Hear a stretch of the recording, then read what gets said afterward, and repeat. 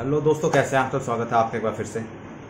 दोस्तों, बहुत सारे क्वेश्चंस आ रहे हैं, बहुत सारे कमेंट्स आ रहे हैं यही पूछने के लिए कि सर, जब हम ट्रेनिंग सेंटर पे जाएंगे तो हमें वहाँ क्या क्या सुविधाएं मिलेंगी जाने के बाद। कि जैसे कि हम घर पे बहुत सारी सुविधाएं होती हैं, तो क्या ट्रेनिंग सेंटर पे भी हमें ऐसे ही सुविधाएं मिलेंगी? तो मैं सब लोगों को बता दूं कि ट्रेनिंग सेंटर पे जो सुविधाएं मिलती हैं, अब बहुत सारे कमेंट्स आ रहे हैं कि सबसे पहले तो जो जो ना जिम वाले लोग हैं कि सर जिम जाने को मिलेगा क्या, कुछ लोग कहें सर पढ़ने को मिलेगा क्या।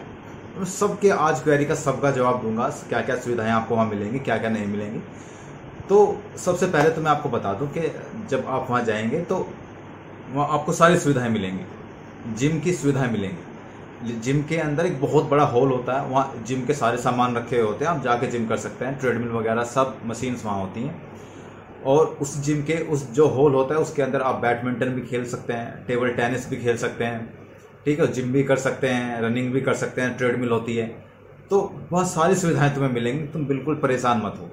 लेकिन मेन बात यह है कि जब आप सब लोग फील्ड में से आएंगे, इतने थक जाएंगे, तो तुम्हें जिम जाने की जरूरत ही नहीं होगी। तुम्हें बस ये होगा कि किसी तरह हमारी गणना हो, काउंटिंग हो और हम खाना खाकर सो जाएं। बस तुम्हें ये फीलिंग आएगी।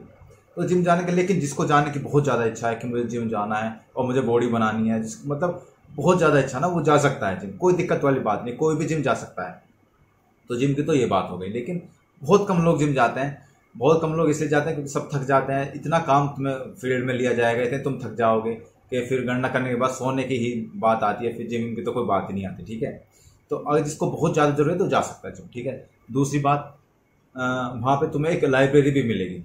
दूसरी फैसिलिटी में लाइब्रेरी है, लाइब्रेरी भी होती है। देखो, अगर जिसको पढ़ना चाहता हो, जैसे वैसे तुम पूरे दिन फील्ड में रहोगे, अगर तुम सुबह फील्ड में से आए, फिर तुम स्कूल चले गए या वहाँ पे स्टडी होती है, फिर वहाँ से आए, फिर वहाँ से आधे घंटे का रेस्ट मिला, फिर आप सब लोग फिर से फील्ड में चले गए, तो आपको जिम जाने का टाइम कहाँ मिलेगा? आपको लाइब्रेरी में जाने का टाइम कहाँ मिलेगा? वैसे वहाँ लाइब्रेरी होती है, आप वहाँ जाके लाइब्रेरी में से बुक उठाइए, पढ़िए, अपनी बुक ले जाइए, वहाँ जाके पढ़िए, कोई ज़्यादा वो बात नहीं है। लेकिन अगर आप ये सोचें कि हम स्कूल में से बंक मार के और लाइब्रेरी में जाके पढ़ें, तो वो तो मुश्किल है, वो तो बहुत ही मुश्किल है। क्योंकि सब वहाँ पे ना हर पीरियड में आपके अटेंडेंस होती है कि आप सब लोग हो या गायब हो, तो वो बहुत मुश्किल है कि आप लाइब्रेरी में जाके पढ़ोगे।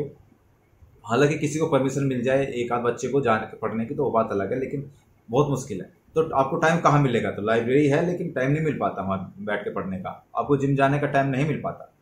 दूसरी बात, वहाँ सैलून होता है, सैलून में आप कटिंग कराइए डेली। लेकिन वहाँ जब संडे होता है तो संडे में सब लोग कटिंग कराने जाते हैं, क्योंकि वैसे तो किसी के पास टाइम होता नहीं है, और वो एक लिमिटेड पीरियड में खुलता है सैलून, उसके ट्रेनिंग सेंटर के अंदर ही होता है। तो जब संडे में आप सब लोग जाएंगे, या फिर कभी छुट्टी हुई, सेकंड सैटरडे हुआ, या फिर कभी गवर्नमेंट हॉलीडे हुआ, जब आप सब लोग सैलून में जाएंगे तो वहाँ आपको बहुत सारी भीड़ मिलेगी। आपको वेटिंग में नंबर लगाना पड़ेगा कि 1 घंटे बाद नंबर आ रहा है, आधे घंटे बाद आ रहा है, 2 घंटे बाद नंबर आ रहा है। भीड़ लग जाती है क्योंकि बाल काटने वाले कम होते हैं और ट्रेनिंग सेंटर पे बच्चे होते हैं ज़्यादा। और सबको उसी दिन उसी टाइम मिलता है कि आज संडे है, आज छुट्टी, चलो आज कटवा रहे हैं बाल।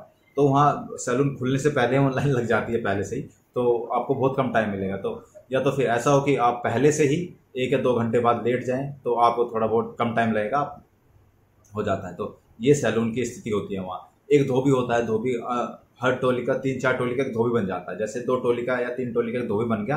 एक टोली में सपोज करो 30 बच्चे हैं, तो 2 टोली 60 बच्चे, अगर 3 टोली हुई तो 90 बच्चे, 90 बच्चों का एक धोबी बन जाता है।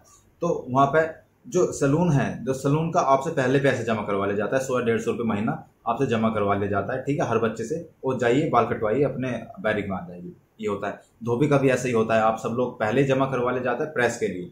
अगर आपको कपड़े धुलवाने हैं उसके पैसे आपको अलग से देने पड़ेंगे धोबी को, लेकिन प्रेस के पैसे आपसे पहले ही जमा करवा ले जाते हैं। 100-150 जितने भी होते हैं वो आपसे पहले जमा करवा ले जाते हैं। आप बस जाइए, कपड़े दीजिए, प्रेस करवाइए, और वो धोबी आपके बैरिक में भी ला के दे देता है, या फिर आपको जाना पड़ जाता है कभी कभी लेने के लिए, ज़्यादा दूर नहीं होता, तो वहाँ से आप अपने कपड़े ले आइए, ठीक है। अगर आपको धुलवाने हैं धोबी से कपड़े, ठीक है, तो पहले से ही उसको मतलब उसके धोने के पैसे देने पड़ते हैं। जब तक आप पैसे नहीं दोगे धोबी धोएगा नहीं। हालांकि सब लोग, मैक्सिमम लोग सब अपने पास से ही धोते थे, कुछ लोग धोबी के वहाँ धुलवा देते थे, क्योंकि वो सबकी अपनी चॉइस है, तो आप जैसे चाहें वैसे कर सकते हैं। धोबी का हो गया, कटिंग का हो गया, और मैच तो तुम्हें पता ही है, वो सारी चीज़ें होती हैं। वहाँ एक मनोरंजन कक्ष भी होता है। मनोरंजन कक्ष में क्या होगा, बहुत बड़ा पर्दा सा लगा दिया जाता है, वो बहुत बड़े वहाँ हॉल बहुत बड़े बड़े होते हैं। मनोरंजन कक्ष होता है, बहुत सारी कुर्सियाँ पड़ी होती हैं, एक बहुत बड़ा पर्दा सा, और उसमें वो भी होता है, प्रोजेक्टर भी होता है। जैसे कभी कभी कोई अच्छी सी मूवी आती है, जैसे मतलब देश के ऊपर या कंट्री के ऊपर कुछ देशभक्ति वाली मूवी आती है तो उसको चला दिया जाता है, तो उसमें जाके आप देख सकते हैं। आप रिक्वेस्ट भी कर सकते हैं कि सर एक मूवी ये वाली आई है, इतनी अच्छी मूवी है तो इसको चला दिया जाए, तो वहाँ चला देते हैं। बहुत बच्चे लोग बैठ के देखते हैं फिर उसमें, तो वो एक मनोरंजन कक्ष भी होता है, ठीक है। और फील्ड में तो सारे काम होते ही हैं। आपको गेम्स की सारी फैसिलिटी मिलेंगी, जैसे कि किट का आपको वहाँ किट मिलेगी, वॉलीबॉल की बॉल मिलेगी, कोर्ट वगैरह सब मिलेंगी, फुटबॉल के लिए मिलेंगी। और अगर नहीं होती ना वहाँ पे, जैसे क्रिकेट की किट नहीं होती, तो किसी को चाहिए कि 2 या 3 किट होती हैं, बच्चे होते हैं इतने सारे, तो उसको फिर क्या किया जाता है कि टोली में सबसे पैसे इकट्ठे कर लिए जाते हैं अपने बेस पर। टोली वाले बच्चे जितने भी होते हैं अपने बेस से पैसे इकट्ठे करके वहाँ पे क्रिकेट का सामान या जो भी वॉलीबॉल का सामान जो भी चाहिए वो सामान ले आते हैं। 100 50 100 रुपये आते हैं सब पे, तो फिर एक क्रिकेट की एक किट हो जाती है या किसी भी गेम्स की किट हो जाती है। वो टोली की अपनी पर्सनल रहती है, कभी भी जाए, कभी भी खेले और कभी भी वापस आ जाए। तो ये होता है, किसी के सामने ये नहीं कि उस वो कब फ्री होगा खेलने के बाद तो हम उससे किट ले लें, नहीं, अपनी होती है, सेपरेट होती है, अपना काम करते हैं, ठीक है।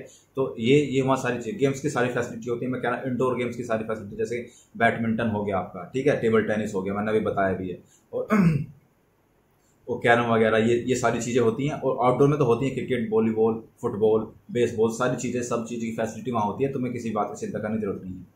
बस ये है कि आपका जो खेलने का सामान है वो आपका पसंद अगर होगा तो ज़्यादा बढ़िया होगा। जब वहाँ टोली में बढ़ जाते हैं लोग, 30-30 बच्चे एक टोली में आ जाते हैं, तो सभी पैसे इकट्ठे करने के बाद वो अपना सारा सामान ले आते हैं। तो ये सारी फैसिलिटी आपको वहाँ मिलती है। मैथ्स की फैसिलिटी है, और कभी कभी तो ऐसा भी होता है कि जो कटिंग करने वाला नहीं है उस आपकी टोली का, जैसे आपकी टोली का नहीं है, कि पता चल जाता है कि आपकी टोली का नहीं है, आपकी टोली के बाल काटेगा, तो आप उसको बुला भी लेते हैं अपने बैरिक में कि सारी टोली बैरिक में, तो बैरिक में आ जाओ, तो बैरिक में आ जाता है, वो बैरिक में काट के चला जाता है। तो ये सारी फैसिलिटी होती है, ठीक है। तो अब आपको पता चल गया होगा आई होप कि जिम की फैसिलिटी होती है, और लाइब्रेरी की फैसिलिटी होती है, मनोरंजन कक्ष की फैसिलिटी होती है, बहुत सारी फैसिलिटी है। और इंडोर क्लासेस तो आपकी चलती हैं, जिससे स्कूल कहते हैं, स्कूल तो वो चलता ही है आपका, ठीक है। तो ये सारी फैसिलिटी होती है। तो